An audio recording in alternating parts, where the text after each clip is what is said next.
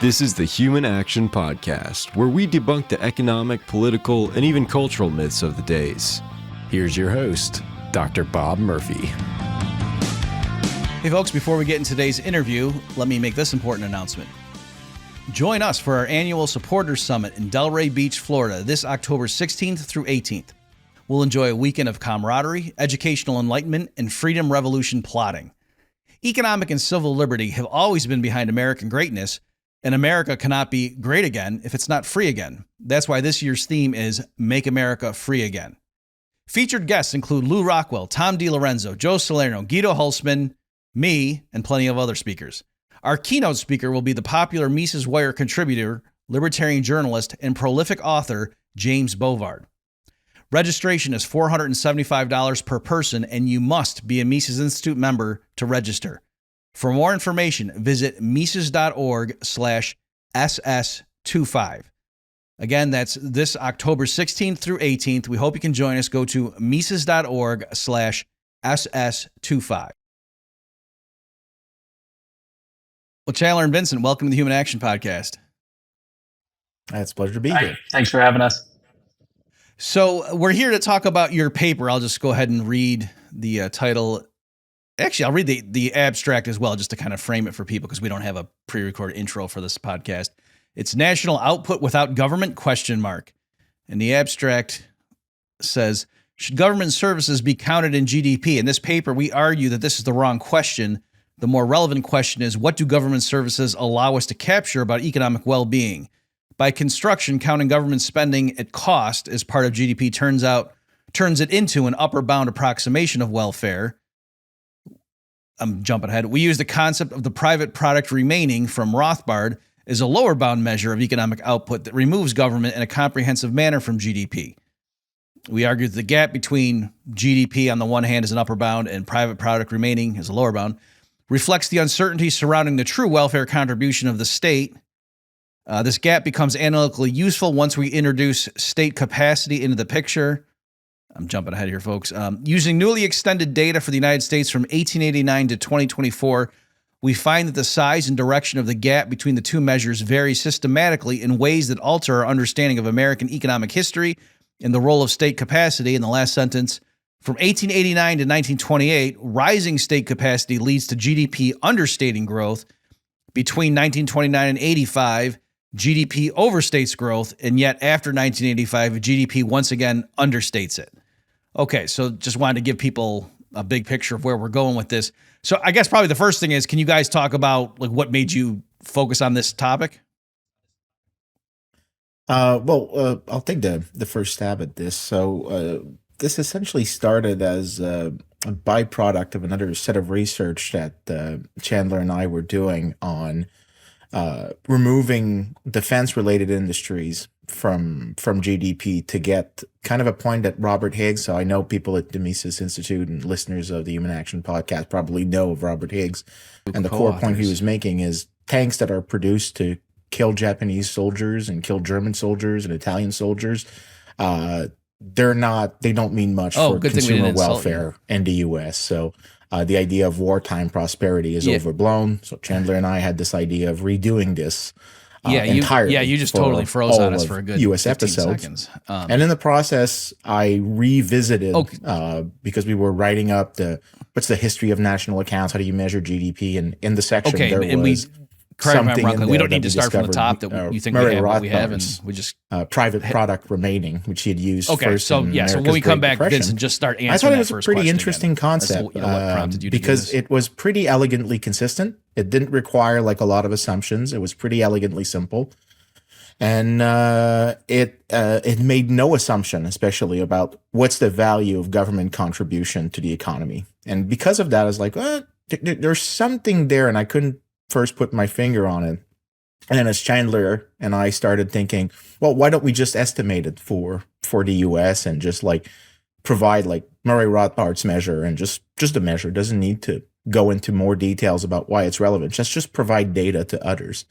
And in the process, both of us ended up identifying that actually PPR is probably one of the best way possible to conceive what states do. So the core point, I think I'll just like make the pitch is, because PPR takes away all income originating in government and whatever the government consumes in society, it is making no assumption about the productive value of the state. So if the state is a pure predator, like the most evil version of the state, it does nothing productive. It's only there to tax people to enrich the ruler in charge. Then whatever the state does is pure predation. Then the true living standard will be captured by Rothbard's concept of PPR. And then at the other extreme, if you use GDP, the usual way GDP is calculated is we just take all the costs that government produce, and we say this has at least that value.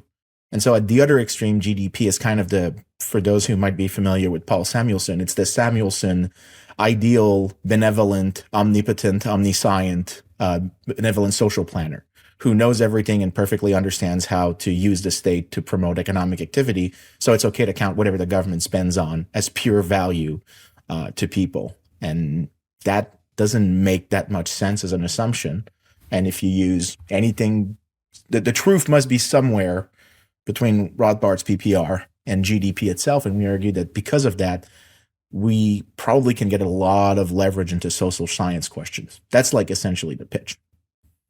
Okay, Chandler, do you want to chime in on that, or do you want me to move on? Yeah, I think just the one thing I would add is when we started it was just a little surprising that there wasn't already this long run estimate of PPR. You have Rothbard's work in the Great Depression book where he does it for several years. And then there's this paper by Beta Marco in the 80s where he does it, 3 or 4 decades, something like that. But just no one who had tried to go as far back as possible to present day. So it seemed obvious to just do that at the very least and show the series. Okay, great. So that's one of the things amongst others that you tackle in this paper is just go ahead and constructing that series. Yeah. Okay, great. Before we get into more of the particulars, just big picture, the idea of like GDP being an upper bound, I'm not sure I understand. I just want to make sure I get the point, because couldn't somebody like a standard economist, particularly one who's more progressive, wouldn't they say things like, actually government, if we're just counting government spending at cost, well, if they're like public goods or things like where for every dollar the government spends on promoting literacy or public parks or something, it showers a multiple of that in benefits to the public. Or going the other way, we spend just $100 billion on military defense and we're preventing us from being completely conquered. That's worth more than $100 billion to everybody. So do you get what I'm saying? Like, isn't there a sense in which somebody could argue, no, GDP is not actually capturing the full benefits of all these wonderful government programs? So the way you want to think about this is we want a consistent measure. We're okay that if there's a bias in how much it speaks to welfare, and kind of the analogy that we want a consistent bias. And think about, like, I'm going on my scale. So I weigh 250 pounds.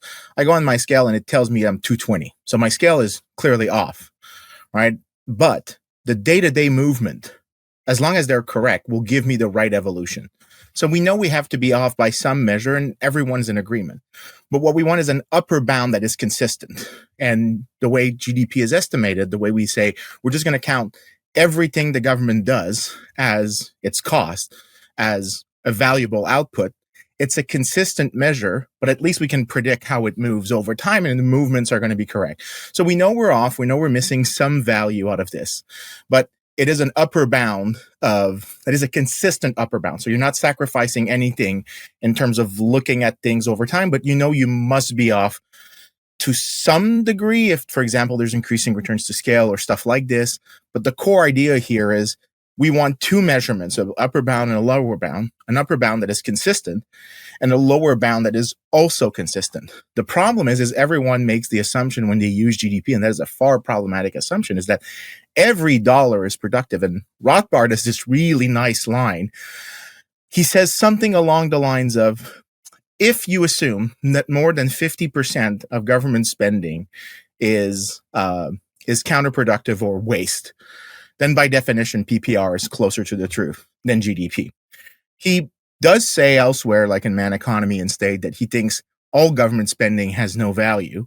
I think a lot of economists wouldn't go on board with this, but I think a lot of economists would kind of accept his idea of what if it's like more than 50% or less than 50%, or not 100% of it is productive.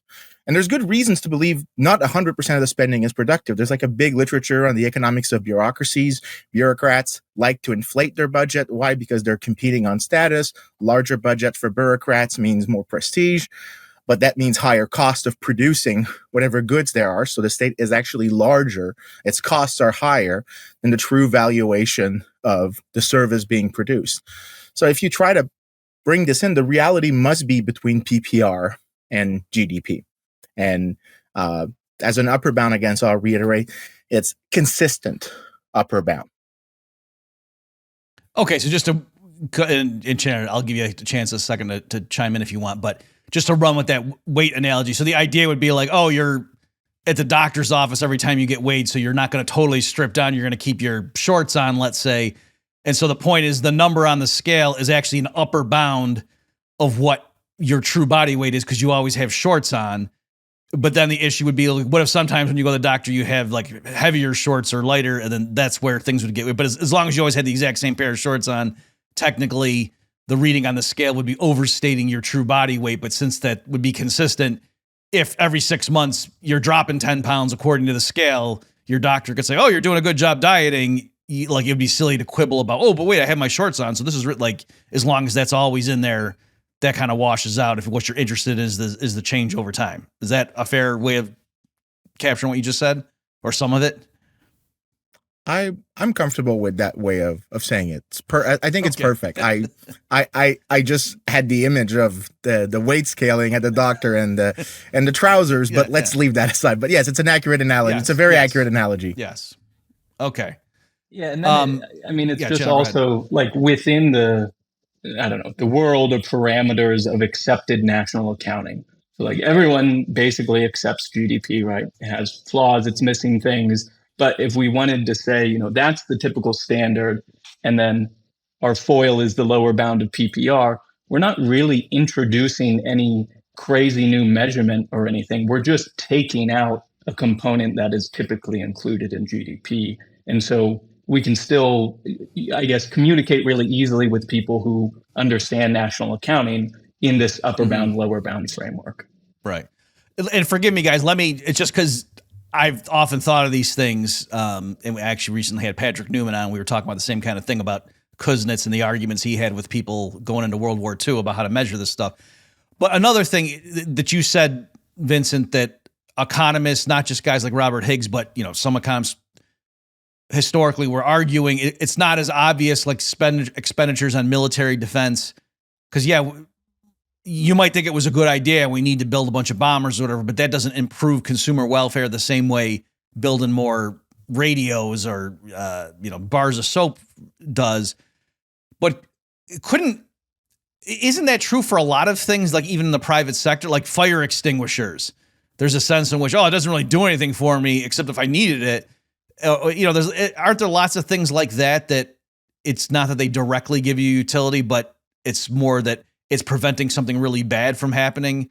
And so anyway, like, do those conceptual issues about private expenditures on fire extinguishers, should that count in GDP? Do you get what I'm saying? Like, isn't that analogous to the spending on tanks? One of the reason that it's problematic is you want to think that, so when you and I exchange, let's say like we did take the fire extinguisher, I exchange a fire extinguisher to you for a certain amount of dollars, or just like in barter terms, like you give me a cat or something, and we trade one thing for another. In that case, the value of the exchange conveys the value of what's being produced through exchange. The idea is, how do we count government? Government produces like a genuinely, like, so for example, routes, all right? So roads have some value to consumers, but unlike many consumer goods like the extinguisher, there's not a price for roads, unless like they put some tolls, but very more often than not, there are no tolls. So you don't have a market exchange for this, so you can't measure the value of this. And when people were creating national accounts, Simon Kuznets, some Marxist economists who were participating in the conversation, that was the real problem, is the exchange is the indicator of value. So how do we create a measure of value for what the government produces? And the idea is that, and that was and you read like some early contributor, Colin Clark and John Hicks, their argument is we don't really have a good answer for this. The one, however, that for reason of expediency and consistency is let's just count the cost of what government does, because at least there is one exchange that comes in, which is we have to pay a person to produce the road and maintain the road. So whatever the costs are, at least that will be in. All right. So it's saying it's our best way around the fact that many government services are not being priced. But other people, for example, James Buchanan, made the pushback is, well, we don't know the value. Is you're assuming when you're taking these costs that these costs are actually something that consumers valued more than producers. So the opportunity cost of the guy who's producing the road or maintaining it is less than what the consumer gets out of this. And people like Buchanan said, no, there's no reason to believe that. You could build a road to nowhere. You could build something that has no value. So you're building in an assumption in this that is way too strong about what government creates as value. So some people push back. If you look like the history of, like, this is the boring part of economics, is if you go through like the history of national accounts, they debate whether or not we should just count government as an intermediary product so that it has no final value, and whatever the private sector produces, whatever the government does, appears in greater production for the for the private sector. But that argument didn't win the day, because the key thing that's problematic is the assumption that is built into it that can we find an expedient and efficient way that is consistent over time to get whatever government produces, what value it has. But anytime you make a choice about that, you make a normative assumption about the contributive value of the state, and counter arguments about like another alternative, it's like Buchanan's, came down as unfeasible, unmeasurable, maybe valid, but there's just no way to operationalize this. So people just like threw their hands up and said, let's just do GDP the way it is known today. And not because it's great, but because it's at least we have like problems that we can picture in it, that we can grasp the understanding in which direction it goes. But I think this was the wrong answer. And what we were trying to argue is if you use GDP and something else with it, you can get a better idea of the true thing, at least like within a perimeter. So you're like, it's between this and that. All right. So at least maybe some of the government output has value. Maybe like a lot of it doesn't. If a lot of it doesn't, you're closer to Rothbard's. If you have a pure angelic state that's beautiful and nice and is run by angels, you get that at least all expenditures are productive. And so GDP is more accurate. What we're saying is let's use both. Somewhere in between is the truth. Okay. And just to run with that train of thought amongst, you said a lot of stuff there, but you said something like there was a school of thought arguing, hey, maybe we just treat all government spending as like an intermediate processes. So for example, somebody might think that so-called public spending on higher education is extremely valuable, but that the way you would capture that is say, oh yeah, so you've got like two regimes. One, they have a lot of government spending on universities or whatever and supporting scientific research. Another one, they don't. And even if the way you calculate GDP, you don't count any of those government expenditures on education as part of that, still to the extent that over time you have more productive citizens because they went to the good universities and you have engineers inventing things, but still the GDP is going to be higher if your theory of the world is right with the government that spends a lot on higher education. And so you're not being penalized. Like the point was that will show up in the statistics. It's because that's partly what's going on, right? Like we want to be able to evaluate policies and to say governments with good policies should have strong GDP growth or something like that. I think that's a okay way to add. Maybe Chandler wants to add something to this. Yeah, no, I think that's exactly right. I mean, it's the same argument for defense, where if you were to treat it as an intermediate good, you could still grant that, look, going to this war, entering into World War II protects our markets, protects rule of law, all those things that could make markets more productive. You don't need to count all the spending on tanks because what you're going to see is a more productive market as a result of defending the land. And then just like with the education or spending on universities, just GDP is higher than if you hadn't spent all that money. Okay, great. All right. Well, I think we've made people who are fans of Rothbard, and that's why they tuned in this episode, wait long enough. So maybe I think we'll flash it up on the screen. This is from your guys' paper. You say, it's interesting. So I'll just read a little bit and then I'll let you guys talk about this. One might have thought that, so if you don't think government spending contributes to the economy, what you do is you just take regular GDP and just subtract out, the components of government expenditures that they had added in. And then whatever that the private sector thing is, that's true GDP or, true output, at least that is meaningful. And I know like when Elon Musk recently was complaining when people were worried when the first quarter GDP estimates came out, and I'm putting words in his mouth, but I think partly what he was trying to say on Twitter was that, hey, this is unfair because they're counting some of the cuts that we're making. And I don't think in general cutting government spending, really means the economy is worse off, or the people are hurt if you don't think the spending was productive. And so and there were some people making fun of him saying, we don't need some alternative thing. Right now, you can just look at the private components of GDP. Like, duh, this is easy. And yet in the paper, you've got this equation, PPR equals Y minus AY sub G minus the max of AE comma AR. And in words, you say, this is going on with Rothbard's private product remaining from GNP, because back then, they used GNP, not GDP. One must first deduct incomes originating in government, in other words, the salaries of officials and employees of government enterprises. This yields what Rothbard called the net private product, but you're not done, from which one then deducts the depredations of government to arrive at the final PPR measure, and the depredations to be subtracted are defined as the greater of either government revenues or government expenditures. In other words, and then you give that equation. So can you guys just explain even to fans of Rothbard why he didn't just say, just subtract out government expenditures on consumption and investment, that he thought even after you do that, you still got to subtract, but it's the greater of one of two things. Can you just walk us through that? The more important part is the removal of government or income originating in government, because the idea of this is just a transfer. And so there's no wealth created by taking people's income and then reshoving it to except Rothbard's more anarcho-capitalist leaning, is that you're just reshuffling resources. So this is no wealth created. So you need to subtract that income. And then you subtract whichever is the greatest of expenditures, in which case, if there's a deficit, it means that there's future taxes coming in the future. And if there's a surplus, revenue being larger, that means that you're overtaxing people now to provide more spending in the future. So you pick the highest of the two. But the part that's important is really removing the salaries of government workers, because in this, you're assuming it's just a transfer. Just the same way, by the way, that when we calculate GDP from the income side, because there's two ways of calculating GDP, is payments to bondholders are not, from the government to bondholders, are not counted as the same way as like a firm paying me dividends. So bondholders receiving government, it's considered a transfer. So we don't want to we want to remove it in this sense, because if it's the government had a revenue to then get the bondholder to pay, well, then you don't want to double count it.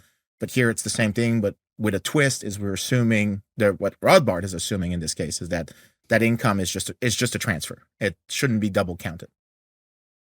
And practically speaking, especially in recent years, expenditures are almost always going to be the max of revenues just because of persistent deficits. So there really are only, a handful of years that you're actually choosing revenues.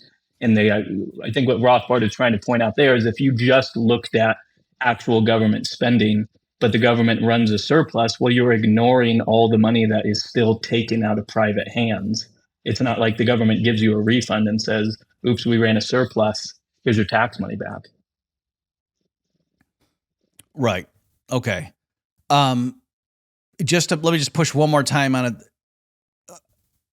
I remember what my concern was when I was like reading Man, Economy, and State and came across this stuff.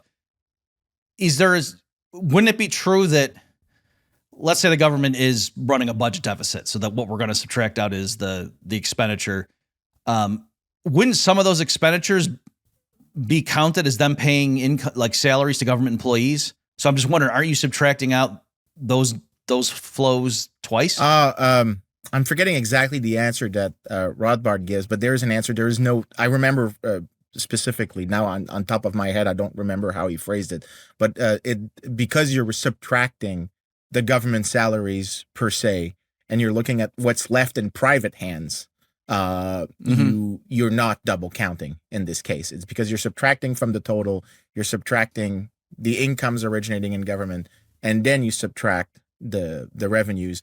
There's no double counting. You're left literally is what did producers, because what's happening is private product remaining. So he had a better way of saying it than I do. So that's what I was trying to remember the exact quote, but it's not what the private sector produced per se on gross. It's what the private sector produced and was allowed to keep.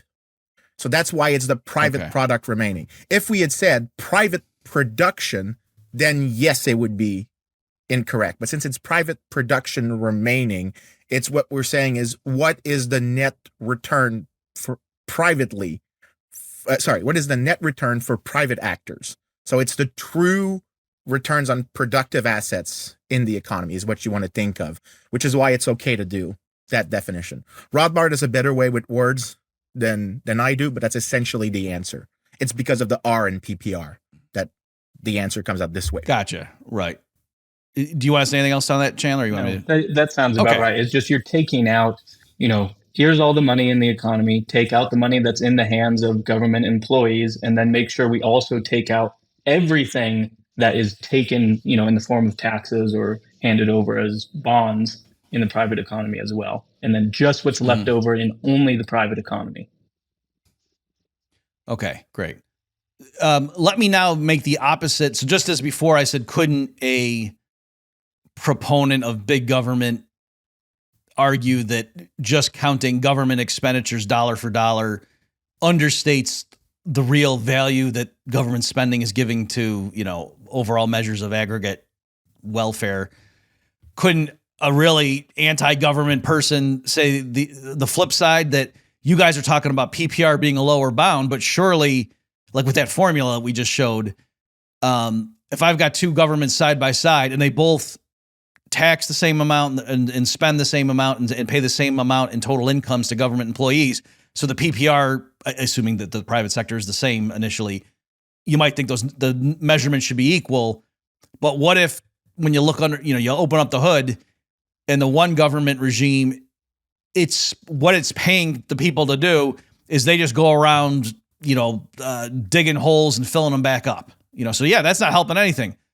But the other regime, what they're paying them to do is they go around, teaching kids Marxism and going and harassing business owners and saying, if we catch you undercutting your competitors and you're going to go to prison for 10 years, we're also paying them to maintain a bunch of prisons and putting people in there for real petty offenses or emitting too much carbon dioxide and right. So in other words, couldn't you argue that the government depredations isn't fully summarized just by the number of, well, how much do they get paid?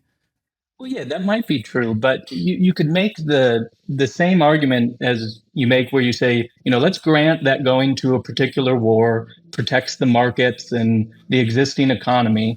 And so even if we take out all that defense spending, we should see increasing GDP because productivity goes up. Well, in the same way, if you have this, really toxic government that does all these horrible things that, presumably hurt productivity from the very anti-government person, well, we should expect what's left over, PPR, to be, maybe going down, maybe growing slower than the other economy. So it just shows up in the same way on the flip side, whether you believe government is good or government is bad. I want to add something to what Chandler is saying, is that the lower bound is part of the upper bound. So if, say, and let's imagine like a situation, you have a purely predatory state and the state is just basically depressing the private sector. And then it decides to start producing, we'll use nomenclature like it's usual, just it starts producing public goods like lighthouses and stuff that actually enhances the private sector productivity. Well, yes, it might spend more, but it's going to increase PPR. So if PPR has increases, there has to be some movement in GDP holding like whatever the government's. So like if the government gets to produce stuff that has value to people, PPR will go up. So because they have to move together. So that means that the reason why we were arguing for using both is imagine tomorrow morning, You get from a pure predatory state to a state that, looks like the United States, some predatory features, some non-predatory features. So something in between, like Rothbard said, some of it is waste, some of it is not waste. Well, then the portion that is not waste pushes up PPR. So that means that the gap between PPR and GDP changes, but GDP has to change apart with PPR. So here the gap shrinks because the state makes the private sector more productive. And that's the big literature on state capacity. The state capacity literature, and I know you did an episode with my co-author on another project, Alex Salter, earlier, I think 2020, I think was the time it came out. But the core pitch is, what if like the state does things that enhances markets? So like a post office. I always found that weird that there was an example in that literature. I'm not particularly fond of that literature, but it does make the argument, what if like the state is constrained in ways that pushes it to produce things that really make productive activity greater? So everything that goes from dealing with public goods, dealing with externalities, dealing with information asymmetries, dealing with natural monopolies, whatever you want to put in that box, and we'll be as generous as possible for the sake of conversation. In that case, the state is increasing the PPR. It's enhancing the private economy by its actions. So it's going to push up, as a result, PPR. So our argument is, whatever the state does, if it really is productive, it's going to push up PPR. And depending on how the state becomes more productive, it may change GDP to some degree, but not necessarily evenly. That's the part that we're leveraging, is the not evenly. Okay, so do you want to add anything, Chandler? No. Okay, so am I right? Because thanks for that. That was leading into my next question. Is I was going to ask, how are you? I mean, it's clear enough how you would go look historically and compute a GDP series and a private product remaining series, but then the stuff that I read from your abstract about how from different time periods you're making arguments about the effectiveness of government programs. Are you looking at changes in the gap between the two? Yes, that's exactly it. So okay. Think about it this way. So there's two ways you could have like a better state. Again, I'm not particularly fond of that literature. I'm just using these because we're trying to introduce a concept that is foreign to a lot of economists who are foreign to Austrian economics. And we're trying to introduce them to a tool that we think would move the conversation forward, but we're not trying to convince them to be Austrian/anarcho-capitalist. That's like the point is we're trying to have a conversation with marginally convincible people. And what you want to picture is there's two ways you can get a better state. One is the state spends more, but it does more productive things. So you have a purely predatory state. The state decides to nicely start producing public goods. So it starts producing Lighthouse, the ultimate textbook public good, because apparently markets would never produce them according to the standard literature.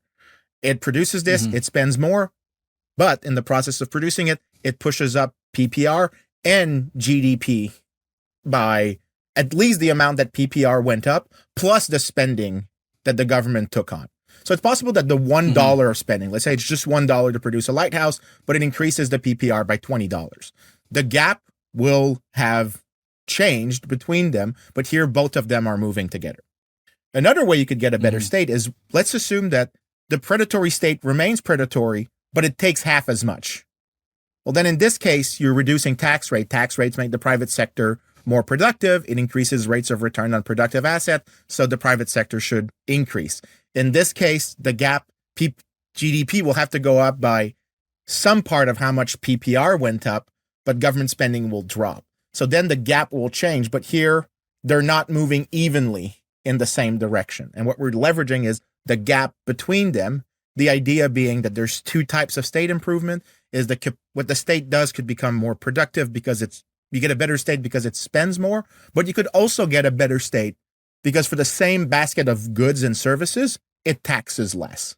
So we wanted to be able to reflect both of these, and using both together, we can pinpoint where in the middle it is. And to kind of lean into the results of what we get is, in the United States for the period, say 1880 to 1929, in the United States, you find a stronger security of property rights that is done. Some activities that the state takes on that is deemed as a better state. but the expenditures that go for this do not increase very much. So the result is PPR goes up really fast. GDP doesn't go up as fast. That means that in between the truth must be, and it's the growth in PPR is closer to the truth in that period. So we find that in the period 1880 to 1929, whatever official numbers you get are understating how much extra productiveness came about in the economy. And to do that, we're using, Colin O'Reilly and Ryan Murphy have this state capacity index that they did for a bunch of countries going back very far. And so we need to have some estimate of state capacity to get this, simulation of series that tell us how close GDP or PPR is to what we're calling true welfare. And so we do that under different assumptions of essentially the returns to state capacity. And that's where we are arriving at this differential growth rate. Okay, let me make sure I'm understanding the claim. So in the abstract, you're saying from 1889 to 1928, rising state capacity leads to GDP understating growth. So is an implication that, are you saying if you looked at just the change in official real GDP from 1889 to 1928, you'd see some percentage increase, but are you saying actually from the point of view of ultimate consumer welfare, it went up far.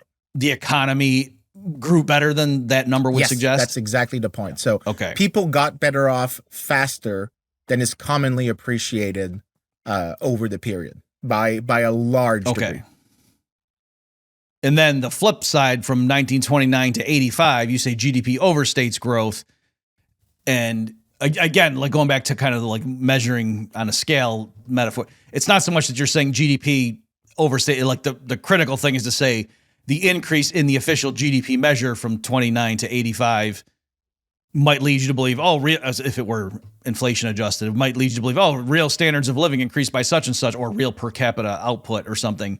And you're saying, no, that on a consistent basis, that's not true, that would be exaggerating actually how much, from the perspective of true consumer welfare, the economy got better between those two points. Exactly. That's exactly it. And the reason why you don't think this is whatever the state ended up doing extra in terms of like better state. Again, I'm not particularly fond of this nomenclature because I'm accepting some assumptions I normally do not accept. Mm-hmm. But again, for sake of conversation, we get a better state. But in that period, the better of the state was pretty small, but we got like a massive increase in what the government ended up spending on.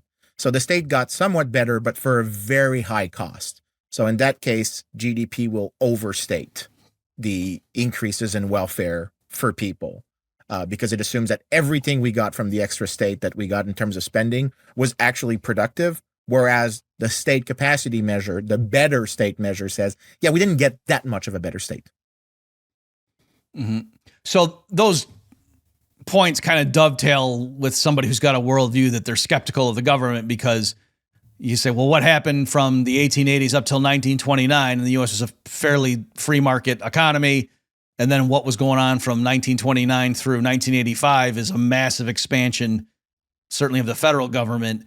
And so presumably that could have something to do with your story. But strictly speaking, it's not that you guys were looking at like, and then there was the New Deal, and then we had that you were just using econometric analysis of these sort of objective data sets. Is that right? So I'll let Chandler add like probably a lot to this, because this is where we're still exploring where we want to take this next. But my core hypothesis is that since there's some biases and it depends like how much of a bad state you have, it's going to affect a lot of literature that's out there, because the state capacity literature, that word I keep using, it's a big literature. And a lot of people are doing work trying to get like the causal effect of getting like a better state. Like, say, what happens if we have like a better tax agency that's better at collecting revenues? And they keep trying to then say, then it makes society richer for X and Y proportion.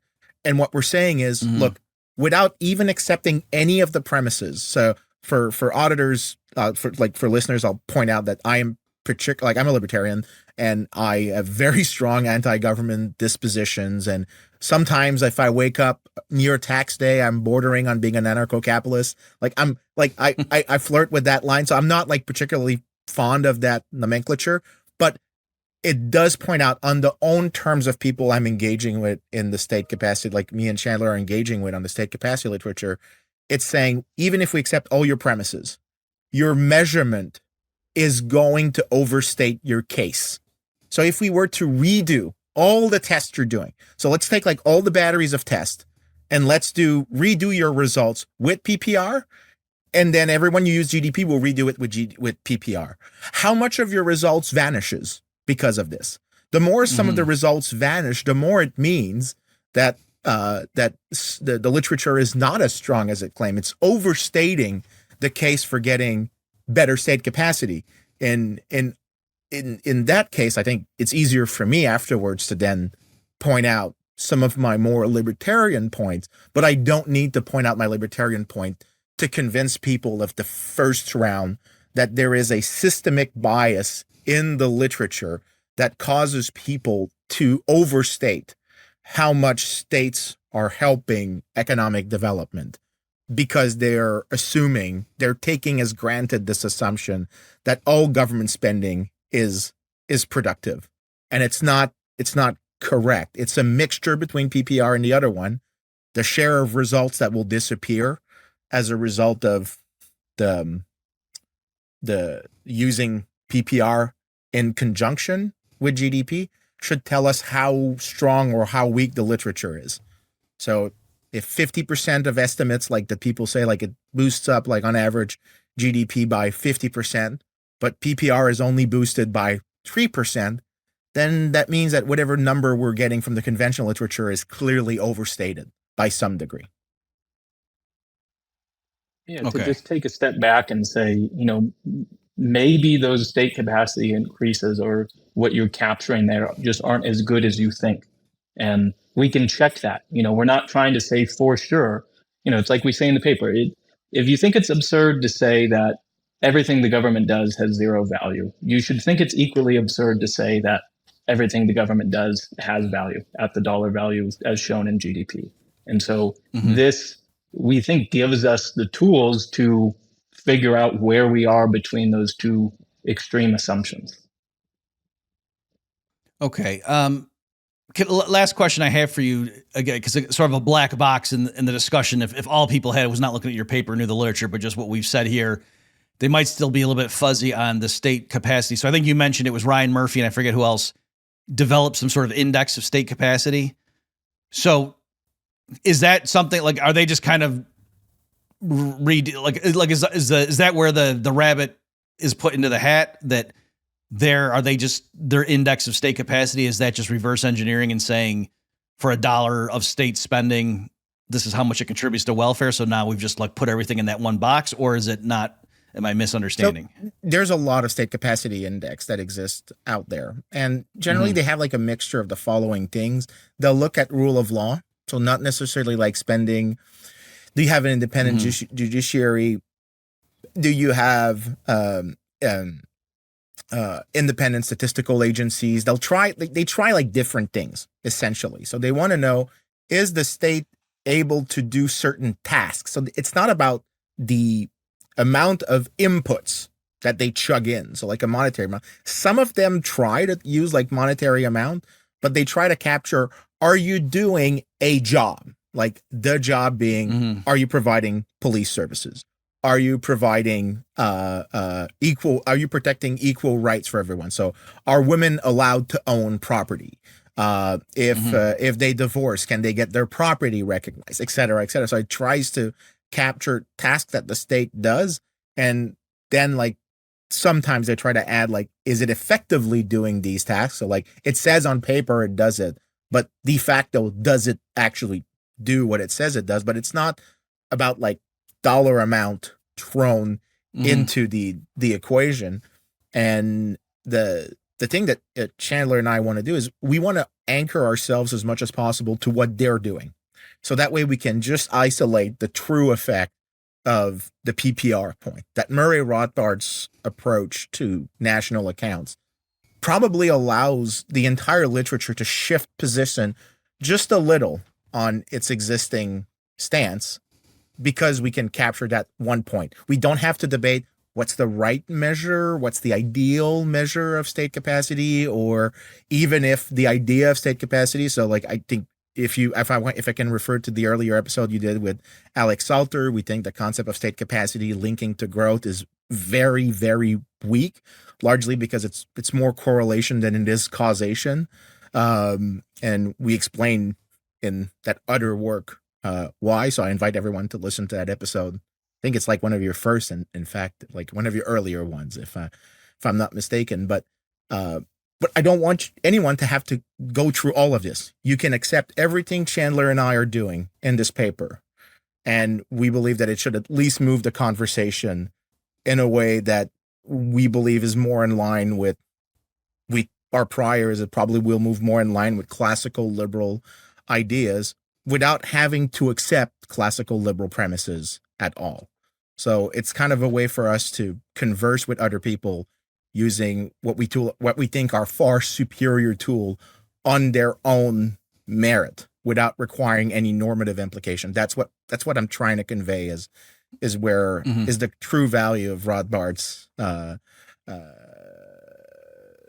tool in terms of convincing others without going full anarcho-capitalist. Okay. Chandler, do you have any final thoughts for the listeners?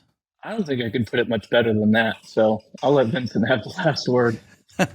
Okay, well, great. So, folks, my guests have been Vincent Geloso and Chandler Reilly talking about their paper that uses Murray Rothbard's private product remaining, something that we talked about recently here on this podcast. And so we just wanted to highlight that. So thanks, guys, for your time and explaining this to us. And, of course, folks, I'll put links to their paper and also to the prior Human Action episodes that we've been alluding to. So thanks, guys, for coming on here and explaining what you've been working on. Yeah, thanks for having us. And thanks, everybody, for tuning in. We'll see you next time. Check back next week for a new episode of the Human Action Podcast. In the meantime, you can find more content like this on Mises.org.